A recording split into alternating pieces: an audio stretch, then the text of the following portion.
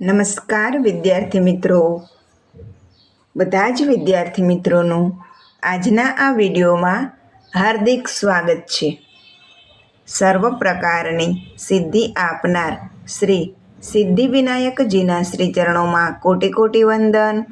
વિદ્યા આપનાર માં વિદ્યાની દેવી સરસ્વતી માતાના શ્રી ચરણોમાં કોટી કોટી વંદન કરી આજે આપણે સમાસનો ત્રીજો પ્રકાર દ્વિગુ સમાસ, જેના વિશે ખૂબ જ સરળતાથી સમજાઈ જાય એ રીતે સમજ મેળવશું.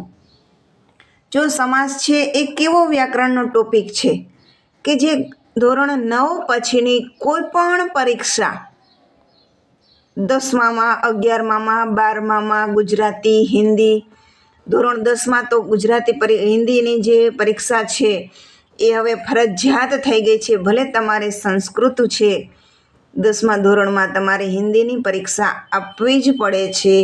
એ જ રીતે તમે યુપીએસસી, જીપીએસસી કોઈ પણ પરીક્ષા આપો છો તેમાં પણ વ્યાકરણના વિભાગમાં સમાસ છે એ પ્રિલિમ અને મેન્સ બંનેમાં મહત્ત્વના છે. અને એટલા જ માટે જે સમાસ છે એ સમજાવું છું એ જ રીતે સમજાવું છું કે તમને ક્યારેય પણ પછી ખોટા ના પડે. જો એકવાર સમજની સાથે કરેલા છે તો જીવનમાં પણ સમાસ ભૂલાતા નથી, કારણ ગોખેલા નથી, સમજેલા છે. તો જે રીતે સમજાવવામાં આવે એ રીતે વ્યવસ્થિત સમજશો તો તમારા માટે જાદુઈ ટ્રીક છે. ટ્રીક શું છે કે સમાસને યાદ કઈ રીતે રાખવા એ ટ્રીક છે. ગોખીને ક્યારેય પણ યાદ રાખી શકાતા નથી, કારણ કે સમાસ માટેના જે શબ્દ છે જેને આપણે સામાસિક પદ કહીએ તે તો અનેક હોય છે, અનંત હોય છે. કેટલાક ગોખીને યાદ રાખશો? તો સમાસ માટેની જાદુઈ ટ્રીક એ છે કે સમાસનો અર્થ તમને આવડવો જોઈએ. ક્યાં સમાસની અંદર વિગ્રહ કઈ રીતે થાય એ તમને આવડવો જોઈએ. ક્યાં સમાસમાં ક્યાં અવ્યય દ્વારા, ક્યાં પ્રત્યય દ્વારા સામાસિક પદ છે એનો વિગ્રહ થાય. જો એટલું તમને આવડી જાય તો ક્યારેય તમારો સમાસ છે એ ખોટો ના પડે. એટલા જ માટે અગાઉ શીખાવેલા 2 સમાસ, દ્વંદ્વ સમાસ અને કર્મધારય સમાસ, એમાં પણ મેં તમને ભાર આપીને કહેલું કે વિગ્રહ કઈ રીતે થાય એ તમારે યાદ રાખવાનો છે. બાકી ક્યારેય તમારો સમાસ ખોટો નહીં પડે. ગોખેલો છે તો ખોટો પડવાની શક્યતા રહે, પરંતુ આપને એનો કોન્સેપ્ટ ક્લિયર છે, અર્થ ખબર છે કે આ જ રીતે દ્વિગુ સમાસ થાય, આ જ રીતે કર્મધારય સમાસ થાય તો ક્યારેય ખોટો ના પડે. ચાલો આજે આપણે દ્વિગુ સમાસ વિશે માહિતી મેળવીએ. જો ટૂંકમાં કહું ને કે દ્વિગુ સમાસ યાદ રાખવાની ટ્રીક શું છે, તો પૂર્વપદ અને ઉત્તરપદ 2 પદ હોય છે. જે પહેલો શબ્દ છે એ પૂર્વપદ ગણાય, બીજો શબ્દ છે એ ઉત્તરપદ ગણાય. તો પહેલો શબ્દ હંમેશા કેવો હોય? તો સંખ્યા દર્શાવતો હોય. અને બીજો શબ્દ કેવો હોય? તો કે સમૂહનો નિર્દેશ કરતો હોય. પહેલા ગુજરાતીમાં સમજી લ્યો, પછી હિન્દીમાં આપેલો છે કે 2 શબ્દ આપેલા છે. શબ્દ છે સાથે જ જોડાઈને લખેલો હશે, ક્યારેય છૂટો લખેલો વચ્ચે જગ્યા રાખી હશે. માતા પિતા એ રીતનો શબ્દ હોય તો વચ્ચે ડેશ આવે, એ લખવા માટે સાચી રીત છે એટલા માટે. પરંતુ શબ્દ કેવો હોય? એ એક જ શબ્દ ગણાય. એની અંદર જે પહેલો પૂર્વપદ છે એ સંખ્યા દર્શાવતું હોય અને ઉત્તરપદ શું નિર્દેશ કરતો હોય? તે કે સમૂહ થવાનો, ભેગા થવાનો, એકઠા થવાનો, એકત્ર થવાનો નિર્દેશ કરતો હોય. ત્યારે એ કયો સમાસ થાય? દ્વિગુ સમાસ. દ્વિગુ સમાસ છે એ ખુદ એક જો એનો વિગ્રહ કરો તો દ્વિગુ સમાસ જ બને છે. દ્વિગુનો અર્થ પણ થાય છે 2 ગાયો કા સમૂહ. જો તમને શબ્દ આપેલો છે દો ગાયો કા સમૂહ તો દ્વિગુ સમાસ. હવે હિન્દીમાં समझो. द्विगु समास जहाँ समस्त पद का पहला पद या शब्द संख्यावाचक अथवा परिमाणवाचक विशेषण होता है वहाँ द्विगु समास होता है. હવે સંખ્યાવાચક સંખ્યાની તમને ખબર પડી ગઈ છે કે 1 થી 100 સુધીના કોઈ પણ આંકડો આપેલો હોય, સંખ્યામાં શબ્દમાં લખેલો છે એટલે આપણે ખ્યાલ આવી જાય છે કે સંખ્યા દર્શાવે છે. તો પરિમાણ એટલે શું? પરિમાણ છે નિશ્ચિત પણ હોય, અનિશ્ચિત પણ હોય. તો એનો અર્થ પણ સમજવો जरूरी છે. जो शब्द किसी चीज की मात्रा या नापतोल बताते हैं उन्हें परिमाणवाचक विशेषण कहते हैं. એ પણ ઉદાહરણની સાથે સમજાવેલું છે કે પરિમાણ એટલે શું? 1 કિલો, 2 દર્જન, 4 ગજ, થોડા પાણી, બહુત દૂધ વગેરે. હવે એની અંદર જો નિશ્ચિત કોને કહેવાય? 1 કિલો, 2 દર્જન, 4 ગજ એ નિશ્ચિત પરિમાણ છે કે એમાં નિશ્ચિત આપેલું છે 1 કિલો, 2 દર્જન, 4 ગજ એ નિશ્ચિત આપેલું છે. અનિશ્ચિત થોડા પાણી, બહુત દૂધ, સબ ધન, કુછ દૂધ, બહુત પાણી એ બધું કેવું છે? તો કે અનિશ્ચિત પરિમાણ વાચક. તો કોઈ પણ સામાસિક પદની અંદર આ રીતના શબ્દ આપેલા છે. પહેલાં સંખ્યા આપેલી છે, સંખ્યા નથી આપેલી तो थोड़ा, बहुत, सब, कुछ जैसे शब्द आए हैं और जो दूसरा शब्द है वो क्या निर्देश करता है? समूह का निर्देश करता है, एकत्र होने का निर्देश करता है, तो वो द्विगु समास ही बनेगा.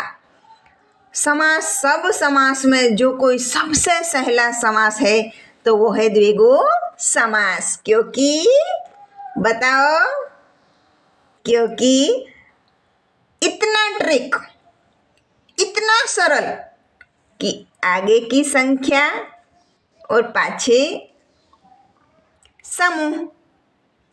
આગળ સંખ્યા દર્શાવે, પાછળ સમૂહ દર્શાવે, ભેગા થવાનો ભાવ દર્શાવે, એકત્ર થવાનો ભાવ દર્શાવે, દ્વિગુ સમાસ થાય. અહીંયા પણ ખાસ ધ્યાન રાખવાનું છે, કાલે આપણે કર્મધારય સમાસમાં જોયું હતું નવયુગ. તો આગળ નવ જોઈ અને આપણે દ્વિગુ સમાસ લખવાનો નથી, કારણ નવયુગનો સમૂહ થાય નહીં. એ નવ છે એ નવા તરીકે છે, વિશેષણ તરીકે છે, એટલે યુગની વિશેષતા દર્શાવે છે, એટલે એ તો કર્મધારય સમાસ થાય. સમજાય છે ને? તો ચાલો ઉદાહરણ દ્વારા સમજીએ. સમસ્ત પદ અને વિગ્રહ. ત્રિકાલ, ત્રિ છે એ તીનના અર્થમાં છે, તીનો કાલો કા સમૂહ. त्रिफला, 3 फलों का समूह.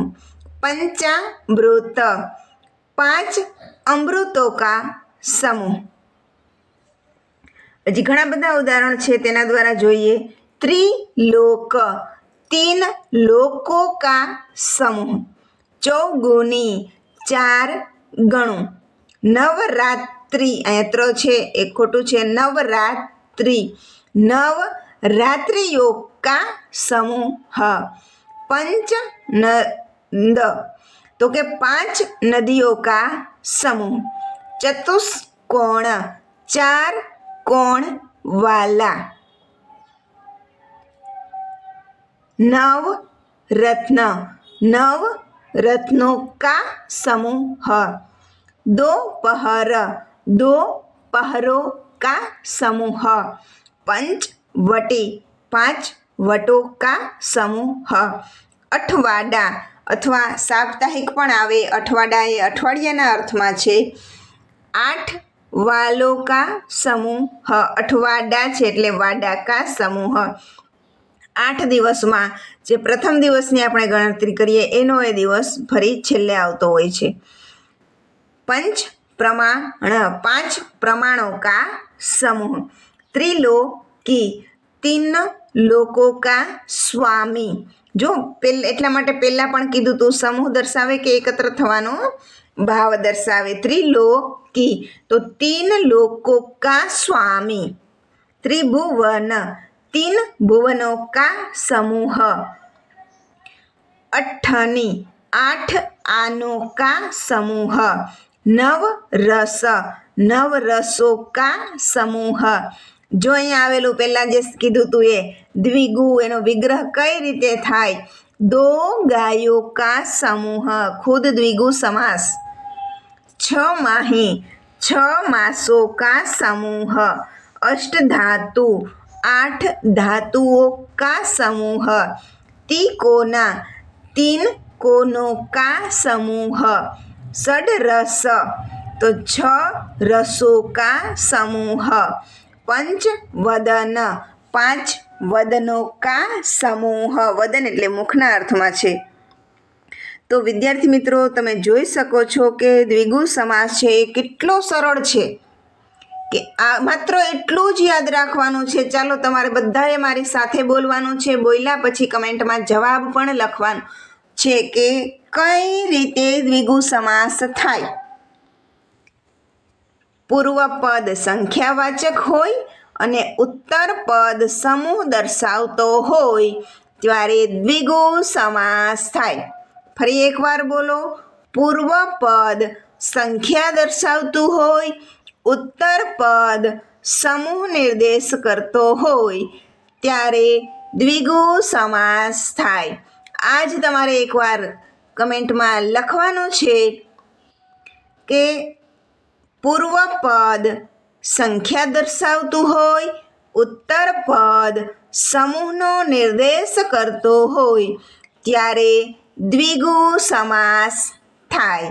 વિદ્યાર્થી મિત્રો જો મારી આ ચેનલ ઉપર નવા છો તો ચેનલને સબસ્ક્રાઈબ કરજો, વિડીયોને લાઈક કરજો અને તમારા સાથી મિત્રોને પણ અવશ્ય શેર કરજો।